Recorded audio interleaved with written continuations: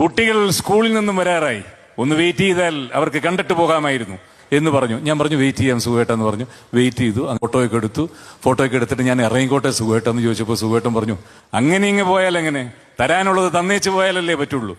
ഞാൻ എന്താണെന്ന് എനിക്ക് മനസ്സിലായില്ല. പറഞ്ഞു ഇവിടെ ആര് വന്നാലും, മമ്മൂട്ടി ആയാലും മോഹൻലാലായാലും ആര് വന്നാലും ഒരു ചടങ്ങുണ്ട്, എന്തെങ്കിലും ഒരു സാധനം കയ്യിലുള്ളത് എനിക്ക് തന്നിട്ടേ പോകാവൂ, അതറിയില്ലല്ലേ എന്ന് ചോദിച്ചു.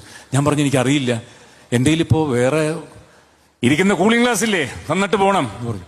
അന്ന് ഞാൻ ആശിച്ച് മേടിച്ചൊരു കൂളിംഗ് ഗ്ലാസ് ആയിരുന്നു, ഒരുപാട് പൈസ മുടക്കി. അപ്പോ അന്ന് ആ കൂളിംഗ് ഗ്ലാസ് എന്റെ കയ്യിൽ നിന്ന് അദ്ദേഹം മേടിച്ചു. ആ കൂളിംഗ് ഗ്ലാസ് ഇന്ന് തിരിച്ചു തന്നിട്ട് ഇവിടുന്ന് പോയാ മതി മോനെ, 30 വർഷങ്ങൾക്ക് ശേഷം. ആടാടാ, മമ്മൂട്ടി കഴിഞ്ഞ ഏറ്റവും കൂടുതൽ കൂളിംഗ് ഗ്ലാസ് വെക്കുന്ന ആളാ.